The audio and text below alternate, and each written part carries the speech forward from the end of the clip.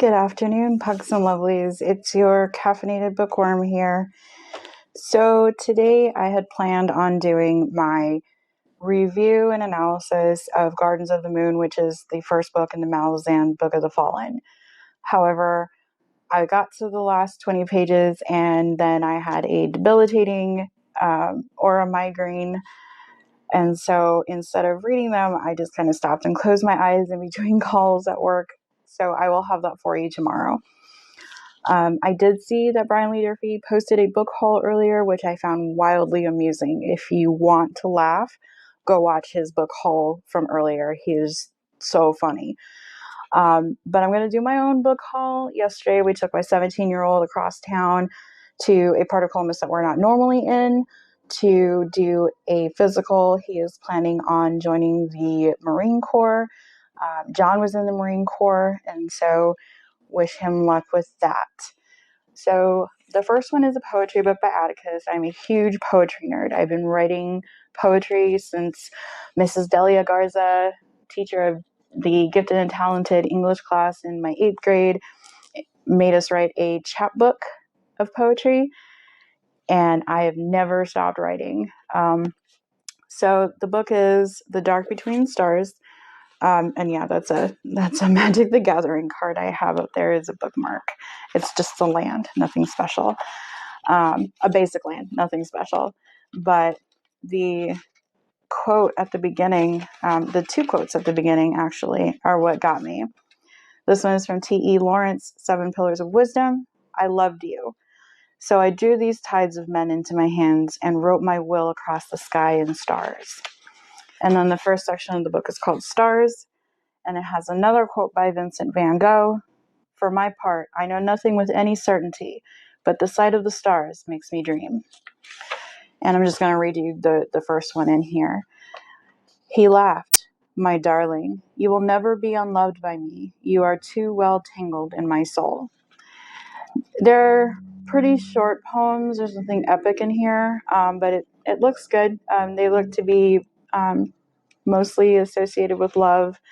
But that's the first book. I got The Night Eternal by Guillermo del Toro and Chuck Hogan. I haven't read anything by them, but I have been meaning to, and I got a book. So hopefully I'll start soon. The Glass Sentence by S.E. Grove. I have not heard of this or the author, but the back made it sound really good. Michael Crichton, State of Fear. I've been picking up every single Michael Crichton book I see at Goodwill's and anywhere else we happen to go, because I know that in addition to the Malazan reading, Mike's Book Reviews is also doing quite a few readings of Michael Crichton. I've never read anything by him, and I am excited to do so. House of Sand and Fog by Andre Dubus the third. I have read this book before. I absolutely adored it. The writing is phenomenal.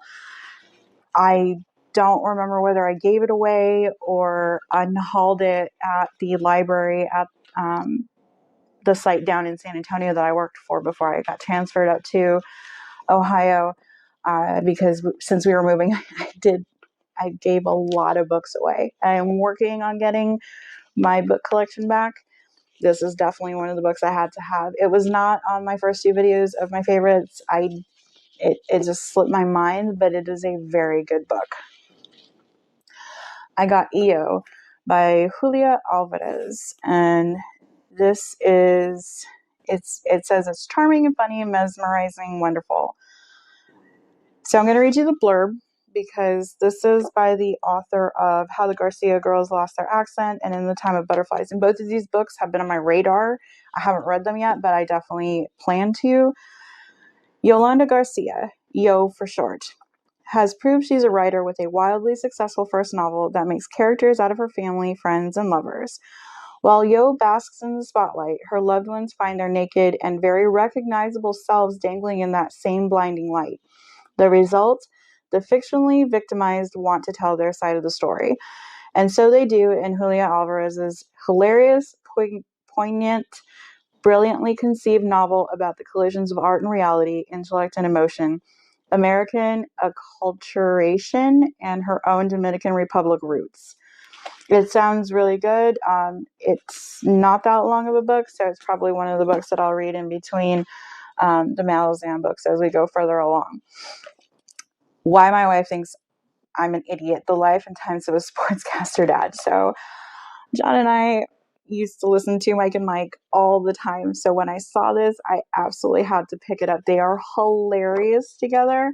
If you remember that show before Mike left, it was just hilarious. I haven't watched it really since then or listened to it, but I do remember finding them wildly amusing. The Dark Horse by Marcus Sedwick. I have not heard of the book or the author.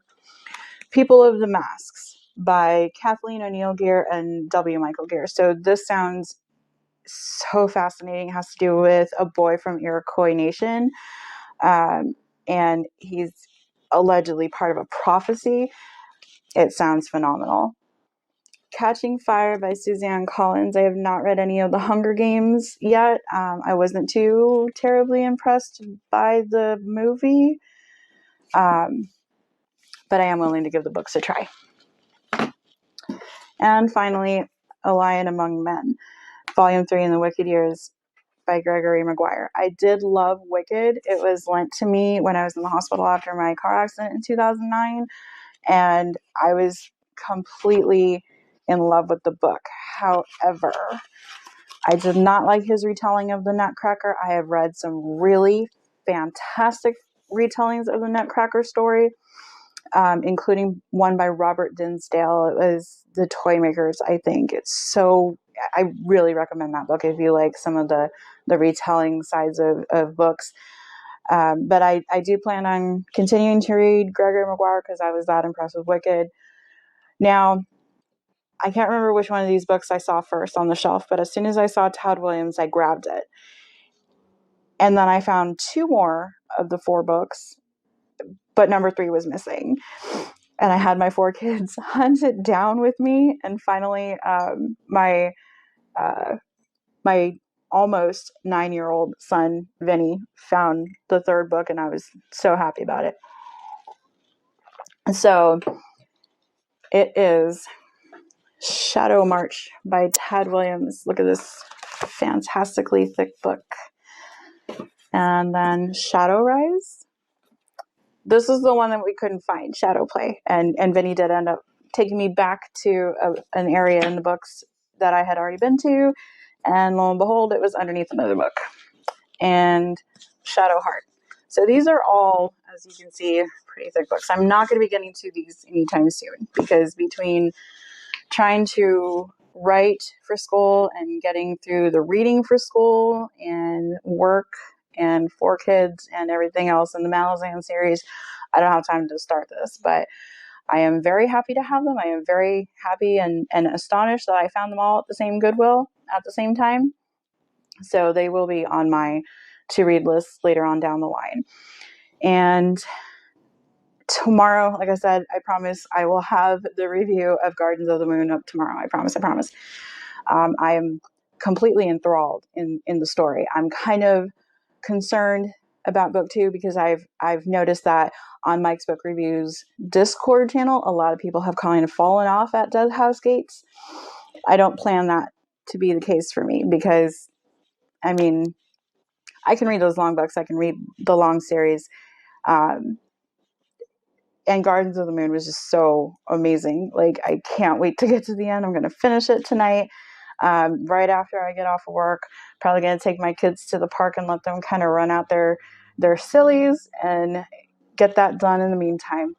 So like and subscribe, and thank you for watching. Have a wonderful day.